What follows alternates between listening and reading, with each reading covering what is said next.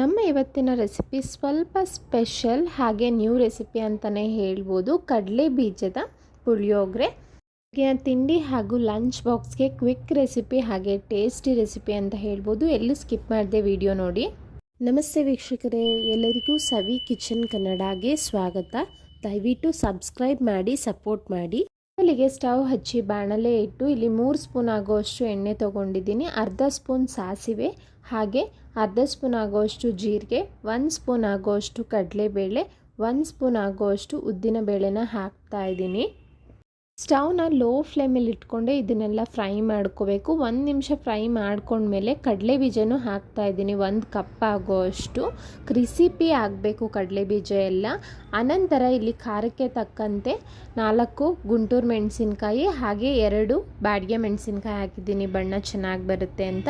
ಅರ್ಧ ಕಪ್ ಆಗೋಷ್ಟು ಕರಿಬೇವನ್ನ ತೊಗೊಂಡಿದ್ದೀನಿ. ಕರಿಬೇವು ಹಾಗೂ ಮೆಣಸಿನಕಾಯಿ ಎಲ್ಲ ಕ್ರಿಸಿಪಿ ಆಗೋವರೆಗೂ ಫ್ರೈ ಮಾಡ್ಕೊಳ್ಳೋಣ. ಎಲ್ಲವೂ ಈಗ ಪರ್ಫೆಕ್ಟಾಗಿ ಫ್ರೈ ಆಗಿದೆ ನೋಡಿ. ಮಿಕ್ಸಿ ಜಾರ್ಗೆ ಹಾಕ್ಕೊಂಡು ಇದನ್ನು ರುಬ್ಬಿ ಪಕ್ಕಕ್ಕೆ ಇಟ್ಕೊಳ್ತೀನಿ. ಇಲ್ಲಿ ಬಾಣಲೆಗೆ ಮತ್ತೆ 3 ಸ್ಪೂನ್ ಆಗೋಷ್ಟು ಎಣ್ಣೆ ಹಾಕ್ಕೊಂಡಿದ್ದೀನಿ ನೋಡಿ.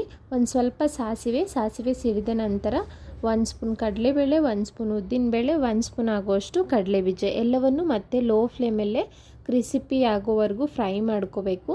ಒಂದು ಸ್ವಲ್ಪ ಕಂದು ಬಣ್ಣ ಆಗ್ತಾ ಇದೆ. ಈಗ ನಾನು 5 ಎಸಳು ಬೆಳ್ಳುಳ್ಳಿನ ಜಜ್ಜಿ ಹಾಕ್ಕೊಂಡಿದ್ದೀನಿ.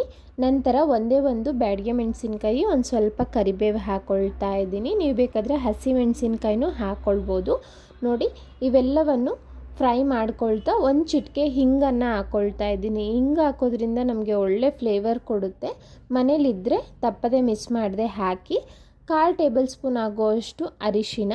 ಈಗ ಇದೆಲ್ಲ ಪರ್ಫೆಕ್ಟಾಗಿ ಫ್ರೈ ಆಗಿದೆ, ಕಂದು ಬಣ್ಣ ಆಗಿದೆ ಅಲ್ಲ. ಈಗ ನಾನು ಪುಡಿನ ರೆಡಿ ಮಾಡಿ ಇಟ್ಕೊಂಡಿದ್ನಲ್ಲ ಅದನ್ನು ಸೇರಿಸ್ಕೊಳ್ತಾ ಇದ್ದೀನಿ. 4 ಜನಕ್ಕೆ ಆಗೋಷ್ಟು ಪುಡಿ ಆಗಿತ್ತು ತೋರಿಸಿರೋ ಅಳತೆಯಲ್ಲಿ. ಇಲ್ಲಿ 1 ನಿಂಬೆ ಹಣ್ಣಿನ ಗಾತ್ರದ ಹುಣಸೆ ಹಣ್ಣನ್ನು ತಗೊಂಡು ರಸ ತೆಗೆದು ಸೇರಿಸ್ತಾ ಇದ್ದೀನಿ. ಈಗ ಎಲ್ಲವನ್ನು ಚೆನ್ನಾಗಿ ಮಿಕ್ಸ್ ಮಾಡ್ಕೊಳ್ಳೋಣ.